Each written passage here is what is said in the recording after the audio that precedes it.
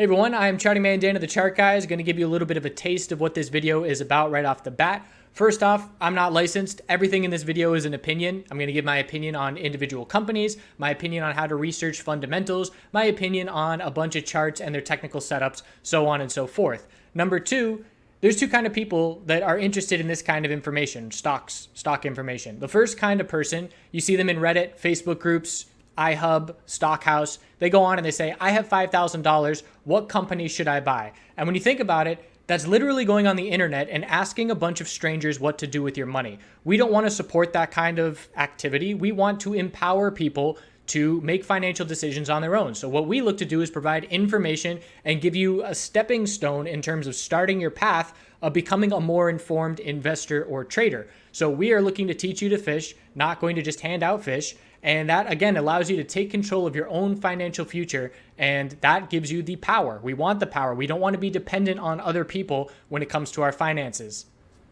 So in the video here, we're going to be looking at my experience trading stocks and in the marijuana sector, how to do some due diligence and research, personal red flags that I have with a couple of the companies in the United States marijuana sector, some important notes to know going forward, and then we'll get into the fundamentals, some names to be watching for IPOs as those are going to be consistently coming through in the next pretty much forever now. Honorable mentions, some companies to be watching out for that are potentially building portfolios based around the US sector. It's actually going to be my top 6 choices. And then we're going to start opening it up to our community in terms of brainstorming and people giving points and people pointing out their due diligence and research and compiling information as a group to make a more informed decision. Because as we know, 100 eyes are much better than 2, and you can get a whole lot more done in a lot more efficient time. And then we're going to look at the technicals. We have about 16 or so companies that we narrowed it down to for our initial research. And it's easy enough to look at all of those setups on the chart. And we don't have to be in love with the company to trade it short term, which is why there are some names that are potentially on my, red flag list. I would still trade it. It's just I wouldn't invest in them. So there is a distinct difference between trading and investing. And obviously your game plan around how you're going to position yourself is going to be based on what your strategy is going forward. So going to go a little bit into my experience as an investor and then later into a trader. So back when I first started, I didn't know anything about technical analysis. I was learning about industrial hemp. I read The Emperor Wears No Clothes by Jack Herer, and I learned about CBD. And I thought, wow, this is the future. I want to make money off of this. And we could see the just starting shift of the US when 2010 is when California voted to legalize the first US state, and it failed. But we could see the tide starting to shift. So I got interested in the USMJ sector. At that point, there were only penny stocks. It was literally the birth of the sector. And it was only about 8 companies or so. They were MJNA, CBIS, HEMP, TRTC, GWP, actually GRNH. There's a couple more. I'll talk about those a little bit more in depth into the future. But the companies that we were looking at, they were so small and concentrated that we could put a lot of time and effort into it. I always want to be ahead of the herd. I want to put in more time and more effort as a trader. And back then I wanted to do it as an investor. So I became an investigative journalist essentially, where I would spend hours upon hours of researching these companies, researching their projects, researching their board of directors and their CEO and their officers. And I would go and look back at what they did in previous companies. How did those previous companies turn out? And I would establish this timeline of events and connect all the dots.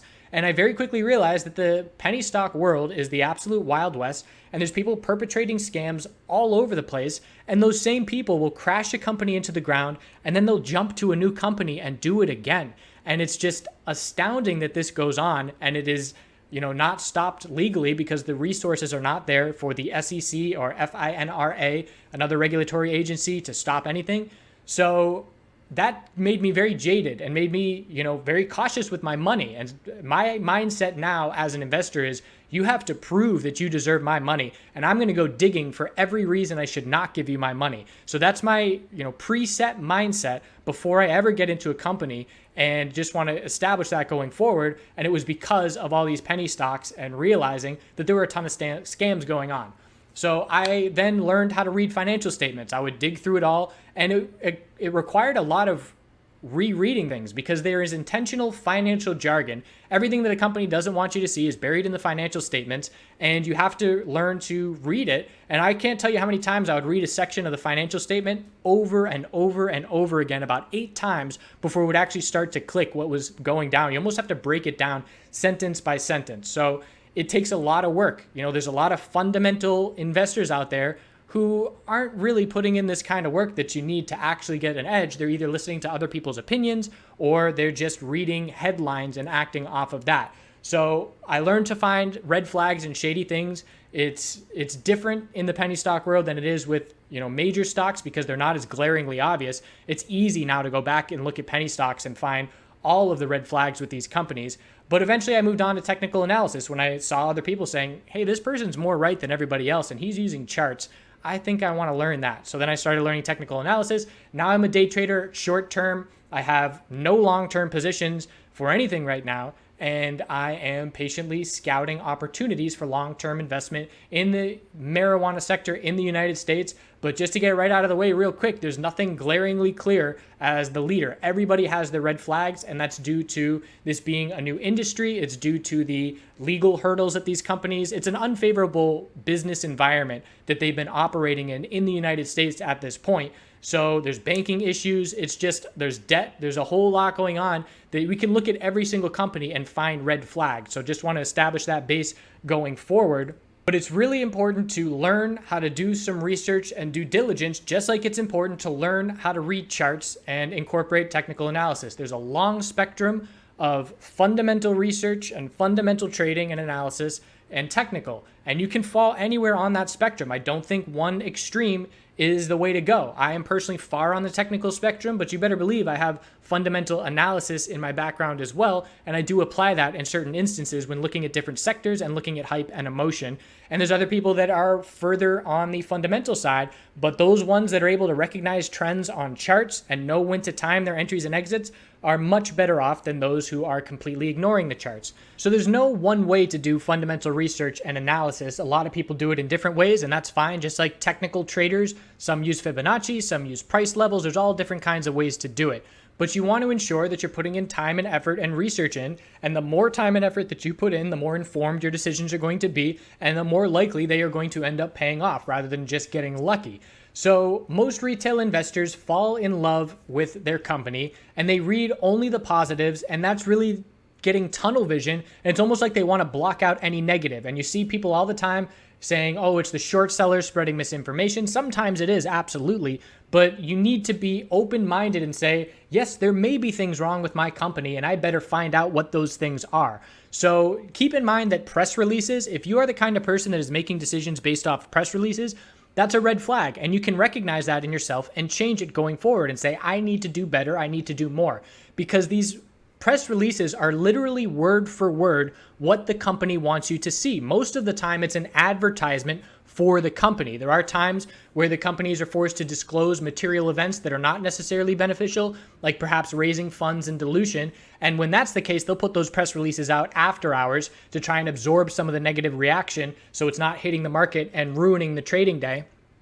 But again, it's very important to realize that this is not the only information you need. This can be a starting point and say, hey, look at this press release, look at this headline. I'm interested in this company now, but then you need to get digging. And again, be skeptical. Say, I want to find out what's wrong with this company after I know what's right with this company. So be very critical with your hard-earned money. Become that investigative journalist. Look into the financial jargon that is buried in these financial statements and read through. And we're going to go through an example here in just a little bit of a small example in terms of what to look for.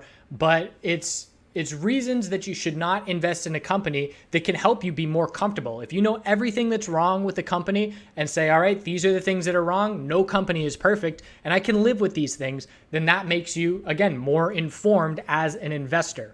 And just like anything, the more you do it, the more comfortable you're going to get, the more used to this you're going to get, and you're going to learn where to find certain things in these financial statements as well. So we're going to look into an example of TRTC in terms of their financials and just recently what I did in terms of wanting more information on this company. So first off, I'm going to show you a couple of websites that I use for fundamental analysis. The first one would be Yahoo Finance. If you're looking for larger US-based companies on the NYSE or the NASDAQ, there's some good information there. If you're looking for Canadian companies, you need to be looking on, I don't even know how to say it, SEDAR or CEDAR. I've never actually said it out loud. I've just read it 100 times.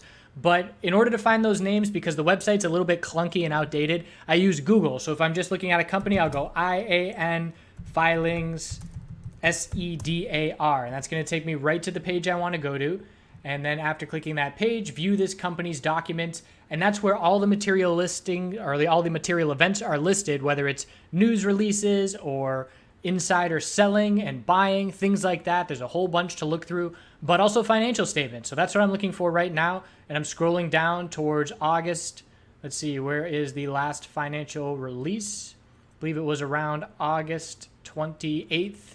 So there it is, interim financial statement. So I click that and it brings up what I'm looking for. So this has all the information, including what the company does not want me to know about. So not speaking about IAN specifically, but I looked at a different company earlier today and it showed a $5 million loss on the quarter. And they're never going to put in a headline or in the highlights of their earnings report $5 million quarterly loss. That's just something they're not going to tell you about. And you literally have to go find that information out for yourself if you want to know about it. So again, obviously I took some accounting classes in college. I hated them, but they definitely helped me to a certain degree. But that being said, the internet is a wild world and you can find anything you want in terms of information on the internet. So if you want to learn accounting 101, that information is there on Google. So that can be another little side path that you go down and say, all right, well, I need to learn the basics about accounting, and then I'm going to apply that to my research as a fundamental analyst looking at these companies.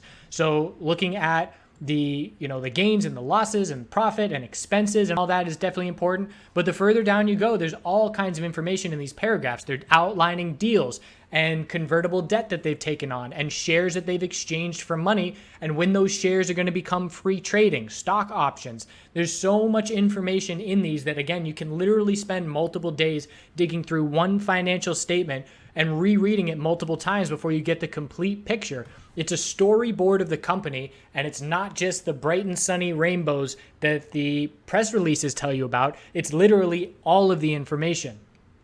So here's just an example. In February 2016, the company issued 2 convertible promissory notes, principal 1.3 million, and the prices ranging from 1 to 165, and the interest that they have to pay on it when they mature, all that information. So again, you just scroll down and find all of these facts. And then sometimes you'll find little nuggets where there's a space of time. Let's say if the earnings report is published for the 3 months ending in the end of June, and the earnings report comes out in late August. Some things could have transpired since then. And at the bottom, there'll usually be a little paragraph that says, I forget what the title will be, subsequent events, something along those lines, important subsequent events.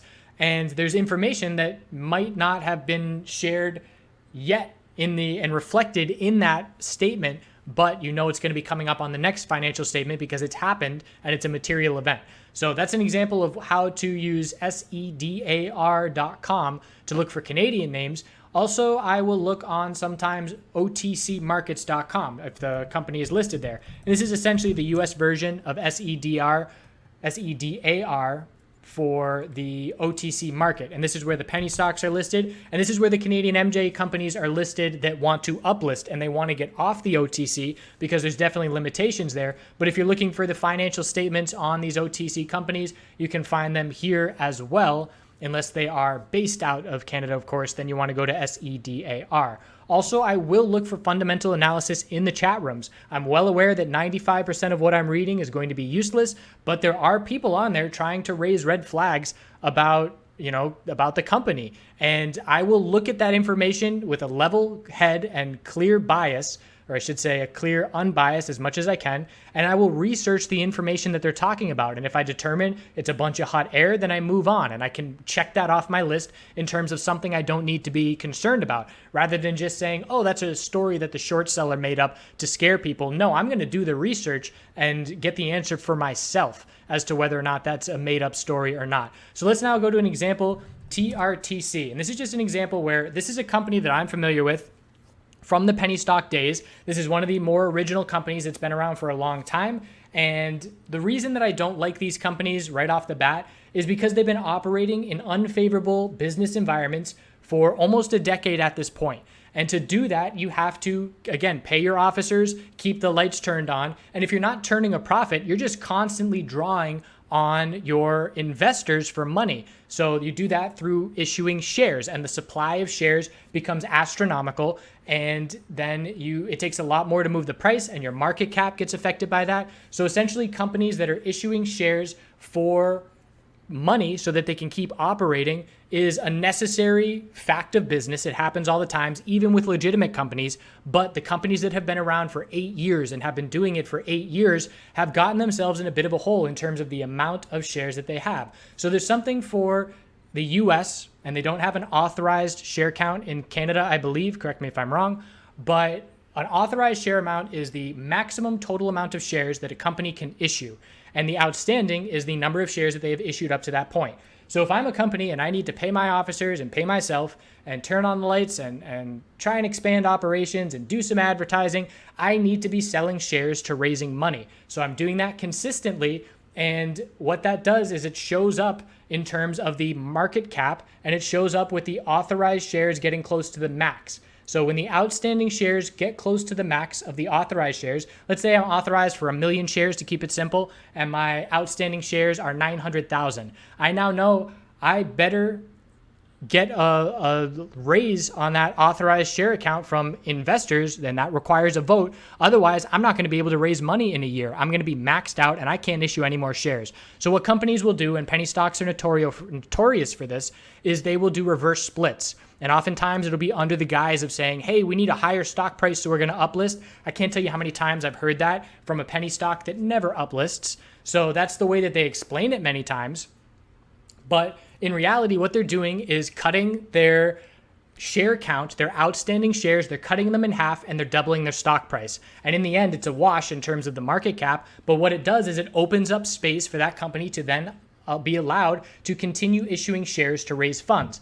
And so when I saw TRTC recently, and someone on a message board was talking about it, very bullish, and I said, be cautious. If they're issuing shares for convertible debt, that is going to add supply, and that's going to be dilution. So then, the stock market does the reverse split. The stock does the reverse split. And I say to myself, okay, now I'm going to find out why they did the reverse split. I don't care why they're telling me. I'm going to look at their financials. So I went into their financial statements and I read that their authorized shares were almost capped. So it was very clear to me at that point that they did the reverse split to open up the space.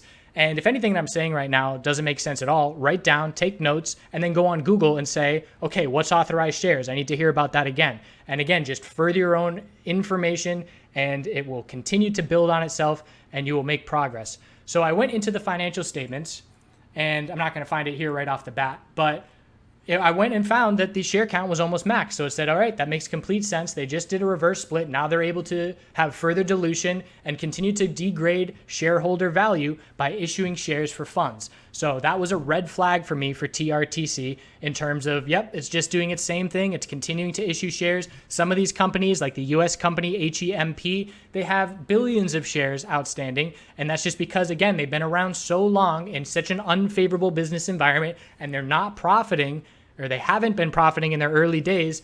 That is what leads to these financial statements that are not favorable for long-term investment. And you can find those in the details of digging. The 10Qs, they have different names for them. The quarterly reports in the US are called 10Qs. You have the annual reports. You have forms 4Ks. The 4Ks tell you who's buying and selling, what insiders are doing with the stocks. So again, there's all this information out there at your fingertips.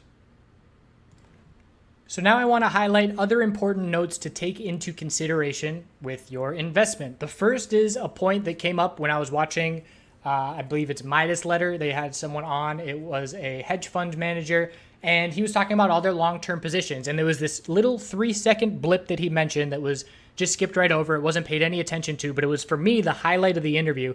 And it was, they are hedging with the broader markets. Now, what that means is their portfolio is very heavily weighted towards bullish marijuana positions.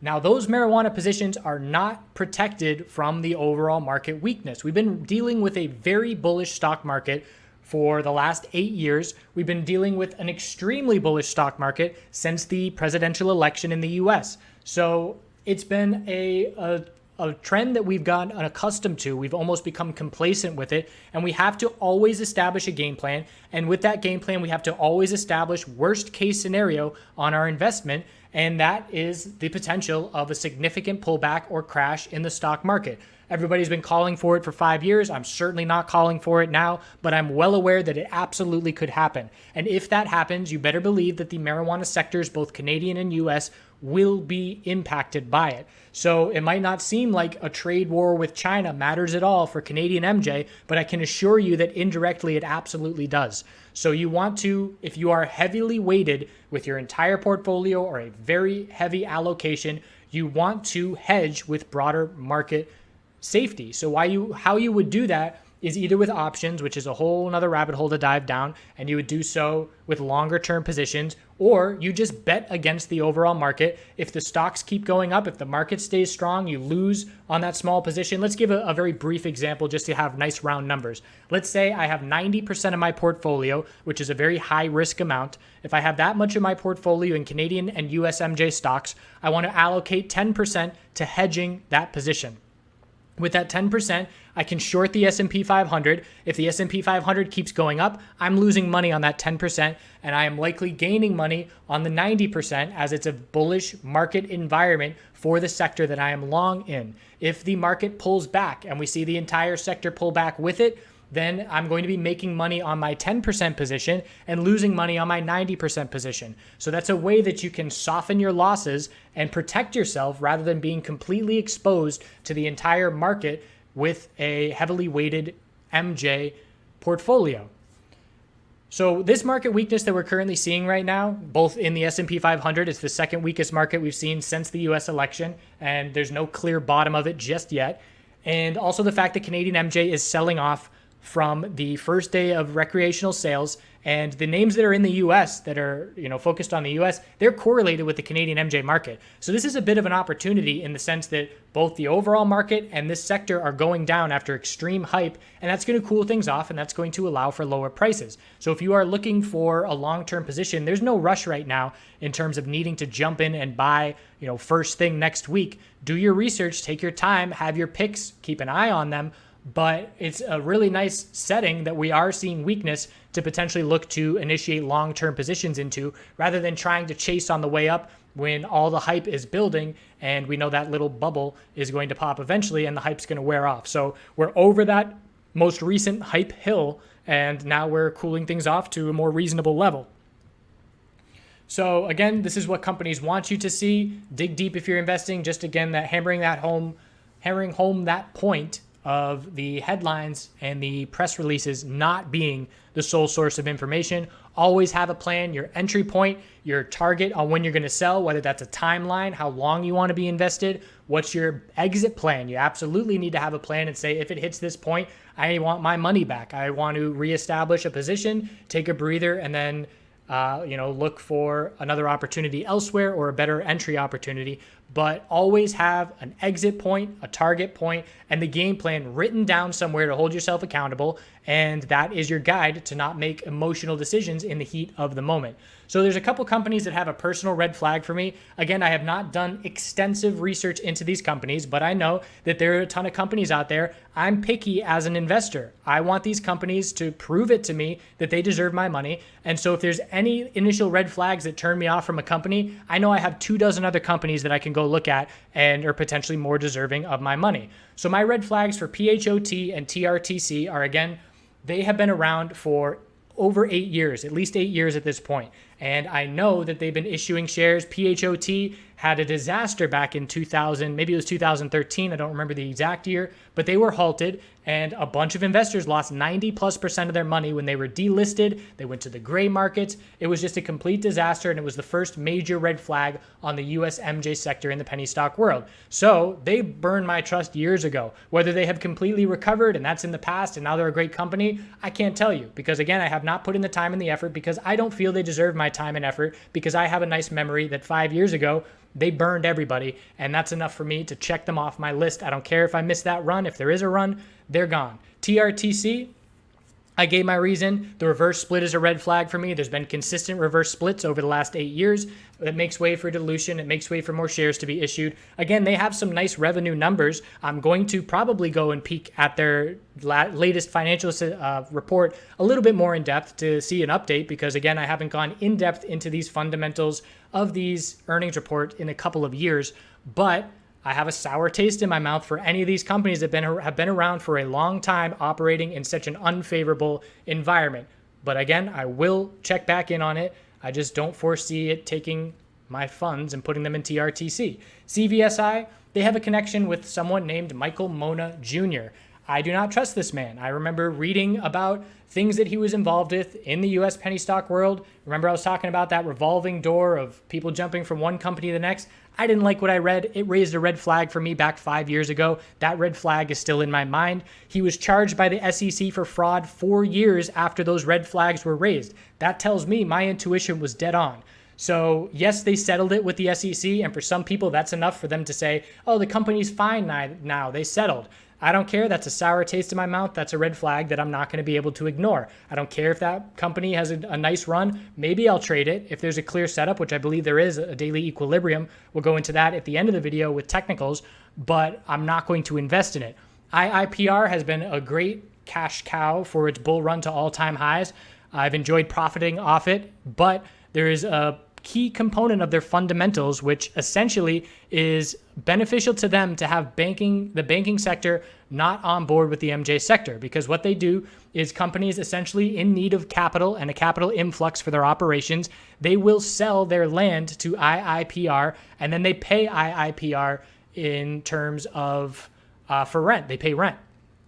So that's a great business model. But in my opinion, when the federal environment shifts and when the banking regulations are dropped and the banking sector can open up and these companies don't need to rely on essentially a mini bank of IIPR providing capital, I do think that takes a hit to their business model. It's definitely one to be watching for. It was an IPO on the NYSE. I think it was the first U.S. marijuana IPO on the NYSE. We were definitely pumped for it back then. And there's been nothing wrong. It issues dividends. That's great for long-term holds. It's worth looking into. Just be aware that there is that red flag for me where an advantage that they have at this point would be removed, in my opinion, if we do see the federal regulations laxed a little bit. Still worth looking into, but something that I made note of in my analysis. So now some notes on some of the fundamentals. There's some IPOs to be watching coming up in the US and as well in Canada. And again, they're going to just keep coming from here on out. So it's going to be a pretty consistent stream, in my opinion. Acreage Holdings in November is one that a lot of people are excited about. We're going to be keeping an eye on that. And again, just continually looking on Google and keeping an eye out for recent IPOs coming up. There's at least a half dozen of them to be watching for, and also going to be watching how the market responds to these IPOs. Do they pump on the first couple of days? Do they establish a low first and then see some bounce? When things are first listed and there's hype based around them, there's some really good volatility for traders. Honorable mention RIV.V and AUSCF for the anticipated U.S. holdings that they will potentially be investing in U.S. companies. So we will be interested in these companies going forward and watching the moves that they make, and they will probably be in the same breath when talking about U.S. marijuana plays, but need to see a little bit more information on them and where they end up putting their capital to use. So my top 6, and again, this is my preliminary top 6 that I'm looking at. And we started it with about 20 companies, and we did some initial research. ChartGuys, Lori, shout out to her for organizing things. And we just made a simple template. We want to know the average trading volume. We want to know the market cap, their revenues, some of their growth, some of their recent articles, some financial highlights. So we made a couple pages like this for 20 or so companies. And from that, we're able to say, all right, who are the major players in terms of revenue and market cap? Who's the most established? So the names that I am most interested in are these top 6. Am I saying go buy these top 6? They're the play for 2019? Absolutely not. I've done about 12 hours of research this weekend, and I am just at the tip of the iceberg. I'm probably going to have to put in a solid 2 hours at least to each of these individual companies, and I know I have another dozen plus hours of research to come. So I have narrowed it down from the 20, which we're going to go looking over in the technical part of this at the end of the video shortly.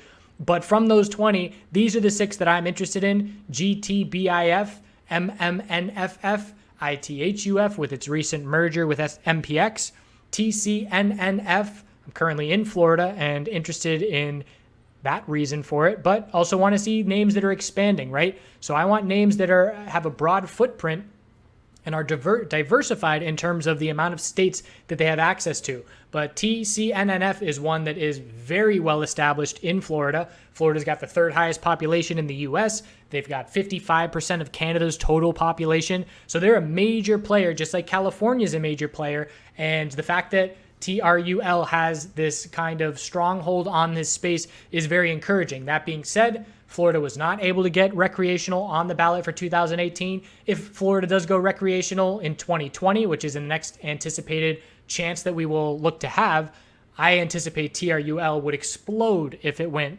recreational. So keeping an eye on it for that reason, but it's not meeting all my criteria. They have game plans in 2019 to expand to other markets and other states. We're going to keep an eye on it. But again, that's just a brief example of my initial research that I've done on these companies to have enough interest going forward. ITHUF, here, their deal that they just had with MPX, it's going to take a while to go through, maybe January 2019 if everything gets approved by shareholders, but they have just broadened their footprint to 10 plus states, and they've significantly expanded with this merger. So we're going to continue watching for mergers and deals in these sectors going forward. There's going to be a lot of consolidation in this sector in my opinion, and other names, KSHB and NBEV. We got beverages that we're going to be keeping an eye on. Again, their revenue numbers are enough that I'm interested in digging deeper, but I am nowhere near done my fundamental research before making a decision. I want to put long-term money in these names. So now what we're going to do, after doing our preliminary research, I've narrowed it down to 6. I'm going to open it up to the Chart Guys community and say, what are your major plays that you're looking at? Why? What are the red flags that you found with the companies that I have? What are the green flags with the companies that you're interested in? And just brainstorm. And again, not get emotionally tied to any of these companies and offended by anybody bringing up anything negative, because I want to know the negatives.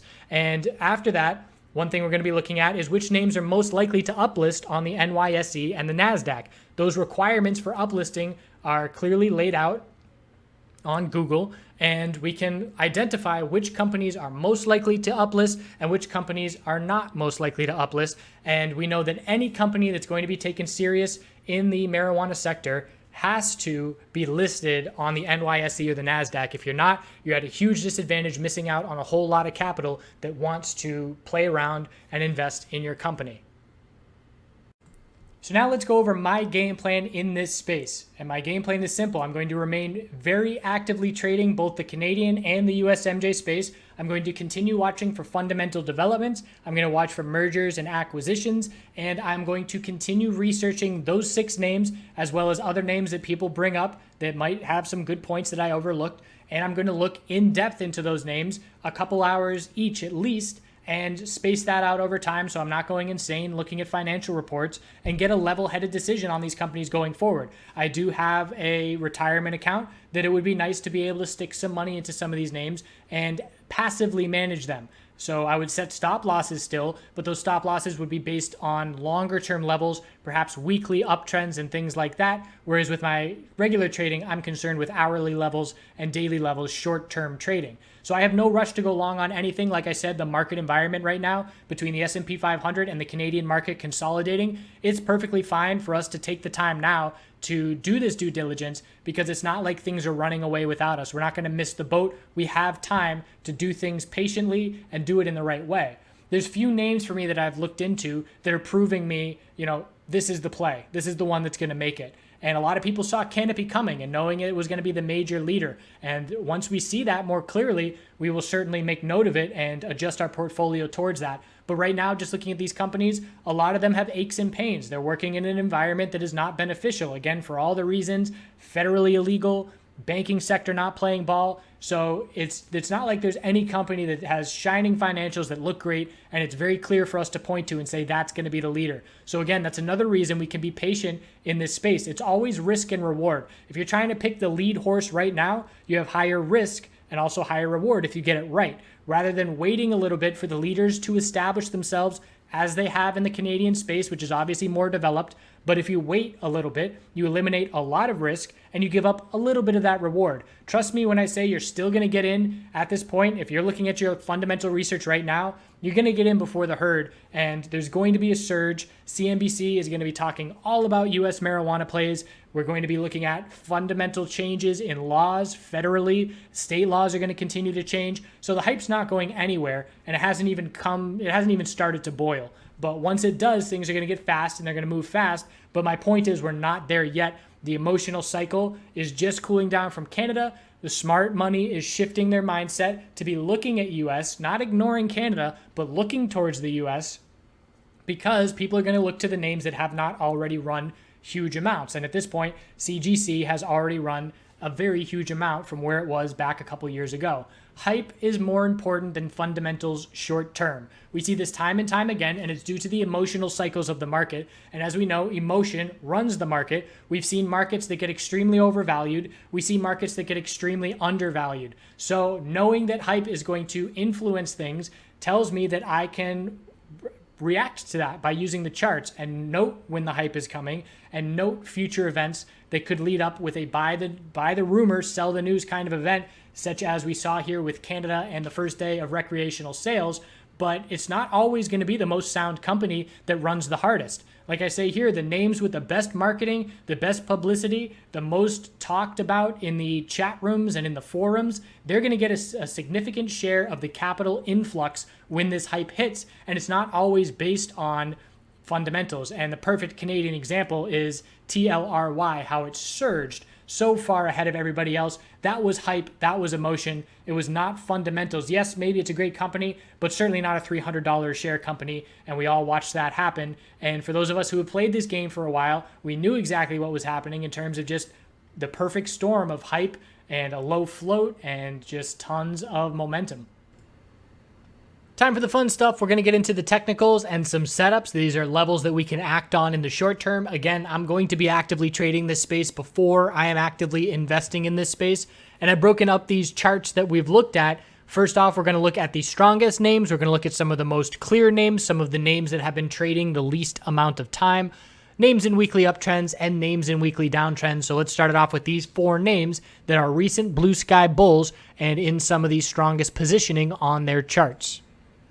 So because these names are early on in their development here in terms of just being well-known names, we have a bit of discrepancy in where to chart them. So if you're trying to chart the names on the CSE in Canada, you need to use stockcharts.com. If you want to chart the US name, you can use stockcharts.com or tradingview.com. But some of the names here, like PLTH, the US ticker PLHNF, is not on TradingView. So have to go to stock charts for that one. But those are the different places where you can chart these names. So starting it off with GTBIF, and again, some of these names have more volume on the Canadian side of things. So you want to be comparing what is the Canada volume, dollar volume, compared to the US dollar volume. And we've seen the names that are major players in the Canadian space, like CGC and Kron, they uplisted, and suddenly the majority of the volume and the market control shifted to the US. And I anticipate the same thing to happen to ACB and APH, which are in the process of uplisting. And we should see the same kind of change in dollar volume going from higher in Canada to higher in the US. And you want to be charting and focusing more on the name that has the higher volume. And again, just to reiterate one more time, the names that list on the NYSE and the NASDAQ are at an advantage. So GTBIF, this is a fairly recent blue sky bull, about a month ago. We did see another move, and what we're watching at this point is going to be this tightening range. So we have the all-time high, the low of the pullback, which was a big-time pullback. We went from $25 all the way down to the 13s again, so almost giving back 50%. And again, these names are going to be extremely volatile. Huge gains to the upside, 400% move up, 50% pullback. And that's why it's a trader's dream at this point. And I would absolutely rather capitalize on this volatility as opposed to trying to just ride it out and hold it long. But we now have a lower high on the weekly chart to be watching, and that's here at 1984. And now we're looking for a higher low compared to 1379. If we break 1379, that is a red flag for the short term because that's going to lose all the momentum. We had a consolidation move. We broke the lower high pattern, which was an initial indication that consolidation was done, but we're not seeing follow through. We need that higher low and then higher high to confirm the trend has changed. And at this point, we're heading right back down to support. So 1579 is support and 1379 is after that.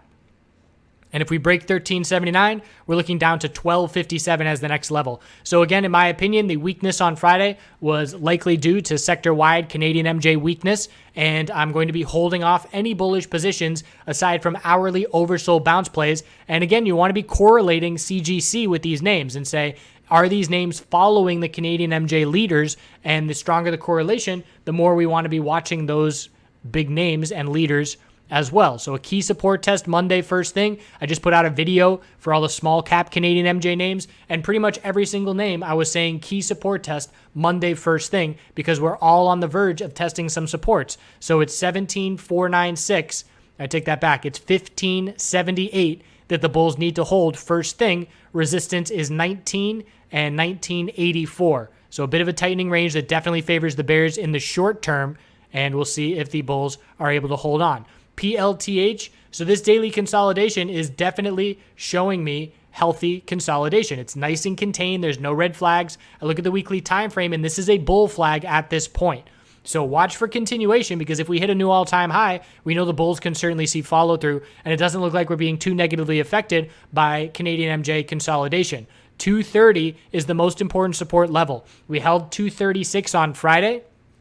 Bulls need to hold this level because if 230 breaks, there's a lack of support nearby, and we're going to be looking down to 2 psychological as the next level after that. In terms of resistance, 276 is the daily lower high. If we hold 230 and break 276, we're going to be looking back to that all-time high. If we break 230, that tells us take a step back as bulls because we have further consolidation to come. So a very bullish weekly chart. The question is, can the bulls on the daily hold support and shift back to bullish momentum? CNNRF, blue sky breakout this week, inside bar bull break, solid bull volume. Daily chart consolidated, support right now is $6 on the dot, and after that we're looking down at $5.32. Anything above $6 keeps the bulls in full control. We have the all-time high, that was up at 7, we pulled back to 6, so again, huge volatility. In just one day later, we pulled back over 10%, about 15% plus. Now we're looking for a bounce and a lower high. I look at the 4-hour time frame for the tightening range. I've got the high, low of consolidation. We're looking for a lower high to form, and then we'll look for a higher low and a tightening 4-hour range, perhaps into Tuesday or Wednesday. So keeping an eye on CNNRF and the 4-hour tightening setup, and then MRMD, all-time high last week, inside bar this week, showing the tightening range, and it's a beautiful equilibrium. So at this point, the high, low, lower high, higher low, and we're watching for a lower high to be set compared to 537, and then we'll look for a higher low compared to 426, and towards the end of this week, most likely, in terms of timing, we're going to get a nice break of this daily pattern, and it's going to tell us weekly consolidation is coming if we get a bear break, or it's going to tell us we're heading back up towards that all-time high if we get the bull break. So another really nice tight pattern to be watching, both MRMD and CNNRF on different time frames, equilibrium setups. Next, we're going to look at some of the most clear setups, and there's a strong correlation between the most clear setups and the names that have been trading the least amount of time. And the reason for that is because there's a lack of price history, and when we see the new price history reached, that's when we get equilibriums. So volatility shrinks, price ranges shrink, and then we get a break of those equilibriums, and that results in a volume and volatility spike, and that's what we look for as traders. So some of these names have been trading longer, like NBEV, but just in terms of its recent popularity and recent bull spike, and that's just been 5 weeks. TCNNF 4 weeks, GTBIF 17 weeks, and then we got CWEB at 6 weeks and PLHNF at 8 weeks. We just looked at 2 of these names. So now we're going to look at NBEV, TCNNF, and CWEB. So there's not a lot of price history on these names. And I also want to, again, highlight that names like MRMD that we just looked at are very clear setups. I'm just not going to cover them again. So NBEV at this point on the daily chart is also in an equilibrium. We got the high, the low, the pullback, lower high, higher low, lower high, and we have a key support test first thing Monday, that's 548. If 548 can hold, we're going to look for a bounce and a lower high compared to 775. If we break 548, that is a clear bear break of this daily equilibrium, and the weekly chart is going to pull back into an area with a lack of support. So the next support on the daily for NBEV after 548 is 5 psychological, and then down to 423 and $4 even. So a lot of space. You can see the volume is consistently dropping off as we see this consolidation, and it's another name with key supports to be tested first thing on Monday. TCNNF, you can see not a lot of history. We look at the daily chart, and you might say, why are you interested in this clear setup? And the answer is on the 4-hour time frame. Look at how clear this lower high pattern is. It'll be very apparent when the 4-hour pattern changes and starts to favor the bulls. We've been consolidating at this point from a very significant bull run.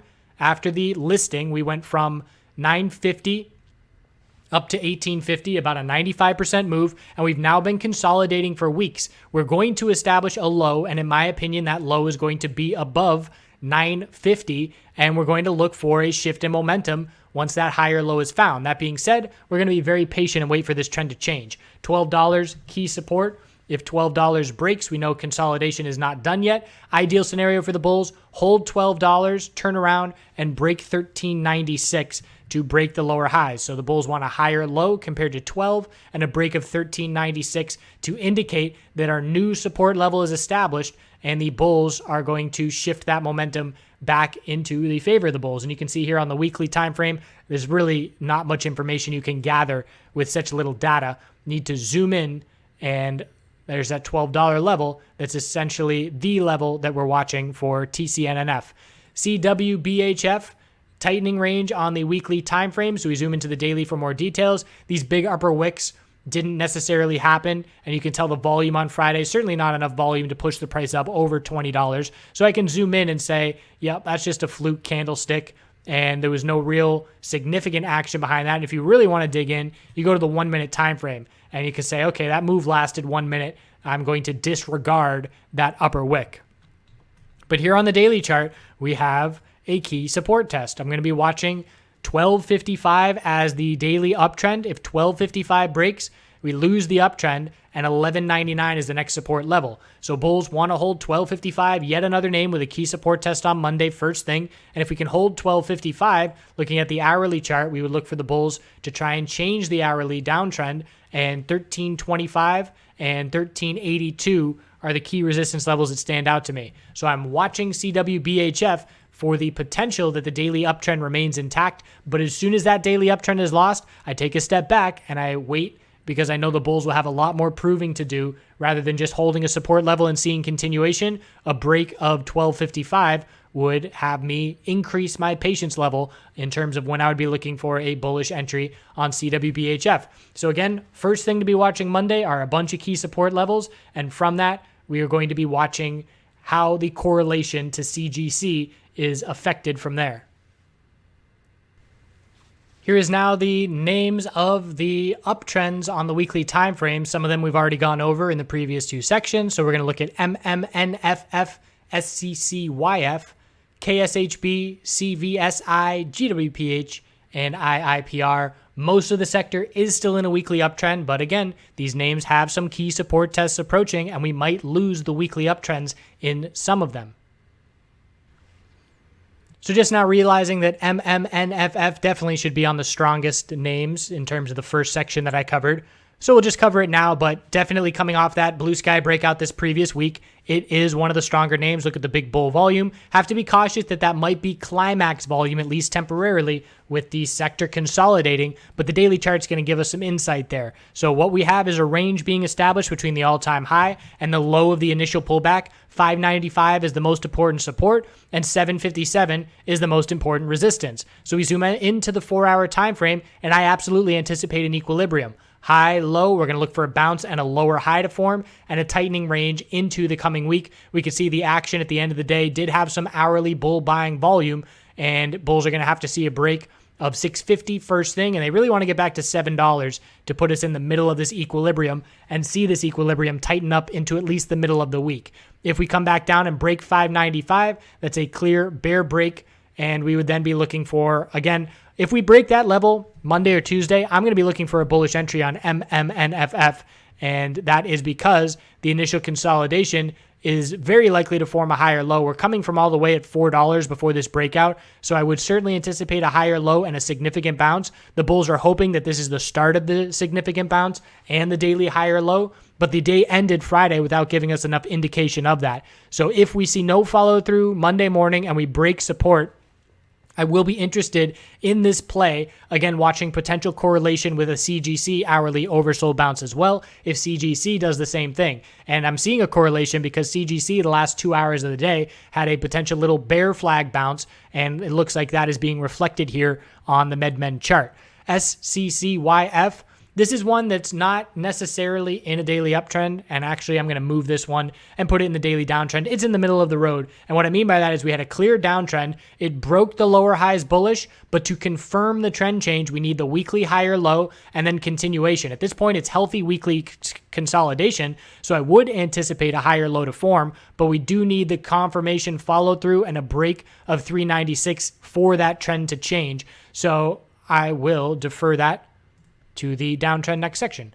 In terms of KSHB, this is one on the weekly chart that's had a great run, but clearly in consolidation mode. The weekly uptrend remains intact as long as 481 support holds. And on the daily time frame, you can see we just had another break, and it's a lower high, lower low pattern, but the bears aren't getting a whole lot of follow through on these lower lows. There's a slight increase in bear volume, but as of right now, we're not seeing an all-out dump in terms of what happens when support breaks. We established support at 565. We saw a bounce. We broke it only by 5 cents. And then we broke that support and only broke that support by 8 cents. And now we're breaking that support. And so far, we've only broke it by 3 cents. So the bottom line is the bears aren't getting a ton of follow through on these breaks.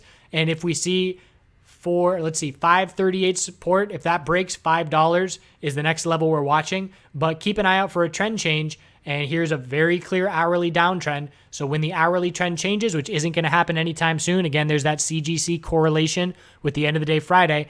Anything right now under 589 is just an hourly lower high. So we need an hourly trend change to be looking for a daily support level to be established. But this is one to be watching this week as well, because that hourly trend change could give us a good entry, and we'll have a clear support level to be going off of, which will be the low of consolidation at that point once that hourly trend does change. So KSHB, definitely on top watch this coming week. CVSI does have a bull break of its equilibrium on the weekly. And this bull break occurred when 624 broke, but it only broke by 9 cents. And that's not a lot of follow through at this point. So it's still a healthy uptrend. The daily uptrend remains intact as long as 512 holds. If we lose 512, we zoom out to the weekly and we say the weekly uptrend remains intact as long as 390 holds. I don't anticipate this weekly uptrend to be lost anytime soon. Again, I pointed out why this one is a red flag for me personally, but I'm still going to trade it if the opportunity is there. And right now we have multiple inside bars tightening up, and we actually broke that inside bar bullish on Friday only by 2 pennies. But you can see the tight range right now. Let's actually look on the 4 hour. I like it better on the hourly. So I'm watching this range where it was almost a nice equilibrium. It did break a little bit. So high, low, lower high, higher low, lower high. And we did get that higher high by 2 pennies, but then we also got a lower low by a couple pennies as well. So the most important levels for me are 555 and then 531 support levels, and resistance is 585 and 590. A break of those two levels, and there's nice space to the upside before we get back to that 633 level. So bulls are holding on really well to CVSI. And again, that's me being unbiased. So while I said reasons that I potentially don't like the company fundamentally, I can see that this chart is absolutely still one of the stronger names. It's not coming off blue sky breakout, but it's holding its own in terms of keeping the daily and the weekly uptrend alive. GWPH, this is one of the big boys in the space, and we were covering this one. I put a video out in 2015, back when we were at $80, talking about, I guess it was early 2016, talking about how we were looking for a break of 130, new all-time highs, and it's done nothing but perform over the last 2 years while we've seen that follow through. At this point, again, look at the volume. We are seeing a climax type of action with a lot of bear volume behind it. This weekly uptrend of 137.28, that support level, just barely held Well, it broke by a penny. That's a double bottom. If we lose that level, the weekly uptrend is lost. So the bulls are battling to hold 137.28. It's a potential bottom fishing play, and this daily chart is definitely strongly correlated to the S&P 500. And we can see the S&P 500 dump here. It's had a weak bounce attempt that set a daily lower high, and now it's fading back down to test the low of the dump. And we're doing the exact same thing here. So I expect to see a break in the direction that SPY breaks, but it's a real nice bottom fishing play. It's a potential head and shoulders pattern with the left shoulder, the head, and the right shoulder. It'll be a clear bear break if this double bottom breaks, but if the S&P 500 turns things around this week and breaks the high of its bounce, it would be a great entry for GWPH utilizing these supports. So if we drop back a little bit on Monday, Tuesday, get close to these support levels, it'll be very limited risk in terms of attempting a bullish entry off of that support. No increasing bear volume is also notable over the last couple of weeks. So that potential bottom fishing play is there, but it's a key weekly support level. And if that level is lost, we would anticipate that when we do bounce, we'll set a lower high and potentially change that weekly trend back in favor of the bulls, or I should say back in favor of the bears. But this is definitely one of the major names, and anybody interested in the MJ sector and interested in legitimate names on higher listings certainly knows about GWPH. IIPR is that fairly recent IPO. It is an REIT. Again, Google is your friend if you don't know what that is, and it will distribute dividends as a long-term hold. But again, we're coming off the all-time high, and we're seeing consolidation right now. The most important support level for me is down at 38.82. If that holds, the weekly uptrend is intact. If that level is lost, we are looking at a loss of momentum. Look at the bear volume. It's absolutely notable, and we're watching for a potential head and shoulders pattern if we do bounce off this support. And actually, there it is right there, almost playing out already, losing the daily uptrend, and it'll be confirmed with a break of 40.45, which we actually broke on Friday, and 38.82 is the last level that the bears need to break to clearly shift this momentum. Resistance is 43.84 and 46.04. So again, the more cautious traders looking for longer term entries in these plays are going to wait for the daily trend to change at least. And that is going to put the odds in your favor in terms of entering a position and being profitable shortly rather than entering a position and having to hold a bag and hoping that a bounce comes eventually, because last thing you want to be doing is holding a bag in a downtrend and hoping the hype strikes, but knowing that the legal system could make that hype delayed a little bit, prolonged, who knows. The bottom line is you want to be in with the trend. The trend is your friend. Increasing bear volume Friday. Key 38.82 support test is approaching. No rush to get in IIPR, and watching to see how significant weekly consolidation ends up becoming. And to wrap it up, not all of these names are in uptrends, and 3 of them, TRTC, GRWG, and SCCYF, are in weekly downtrends, and it's worth watching for the trend change, but we certainly do not want to try and catch a name that's in a downtrend and hope that we nail the bottom. So here is TRTC, and this is going back to the history that I have been familiar with the USMJ sector. And you might be saying, well, revenues are at all-time highs and they keep posting all these numbers. Why is the stock price so much lower than it used to be? And the answer is because they keep doing reverse splits and they keep issuing shares and they keep increasing the supply of shares. So every share that you owned, if you owned 1 share in 2014, it is a significantly smaller percentage of the company than it currently is. So we had all these hype runs in the US sector as well. That was a lot of fun as I was learning technical analysis and learning how to actively trade. But we went to $21, and at this point where we are right now is under $2. So there are people, I promise you, there's people holding from this run that are currently down 80+% from their investment, and you can see every spike, it's just a lower spike each time, and we have to be aware that there is stuff going on behind the scenes, not just fundamental revenue increasing, it is dilution, convertible debt, reverse splits, all of that. So the weekly trend at this point, we had a spike to start the year. USMJ has historically had good falls and winters and boring summers, but we have a clear downtrend since then. The most recent spike got us up to 253. Anything under 253 is just a lower high. Our low of the pullback is 152. That's the range we're concerned with right now. The bulls are attempting a higher low at 170, but they have to break 253 to give us this higher low and higher high bull move. Otherwise, we are still clearly in a downtrend. So we broke some lower highs on that move,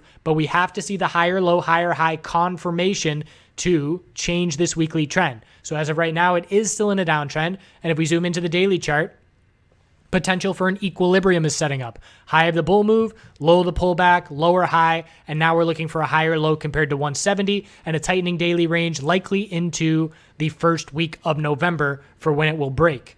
GRWG, another name that was trying to change this weekly downtrend. We had 310, 341. So essentially it's still an equilibrium pattern as far as I'm concerned. And this one's going back 4 months. So we have our low, high, higher low, lower high, and now we're looking for a higher low compared to 341. Break at 341 clearly gives a clear bear break, but if we hold 341, we're going to look for this weekly pattern to continue tightening, and this one, if we do hold 341, could easily tighten into the new year with how much space and how tight these ranges have been. And last, we'll wrap it up with SCCYF. So again, we broke the lower highs. Now we need the higher low and higher high follow through. 396 is the must break resistance to change the weekly trend. This is what you call an inverse head and shoulders pattern with the left shoulder, the head, and now we're trying to form the right shoulder and then see the bull break of that neckline to change that trend, but still a lot of work to do. And the daily chart is consolidating with lower highs. 375 is a lower high, another one here at 339, and support is 295, and after 295, there's a lack of support. There is a gap all the way down at 250 we'll be keeping an eye on. If we break 295, that's a potential target. So if the daily trend shifts, we'll look for the weekly higher low to be established, but we're going to patiently be waiting for that daily trend to shift first. So that's it. Hopefully this was informative. Hopefully I inspired some of you to do a little bit more research and educate yourself for fundamental reasons as well as technical reasons to have a firm grasp on this wild, crazy game of trading and investing. Yes, it's a game. Protect your funds. Don't ever play with more than you are willing to lose all of. And best of luck out there. Feel free to leave any questions in the comments. Feel free to tell me what an idiot I am because I missed your favorite company that's the best company ever. And we'll see you next time.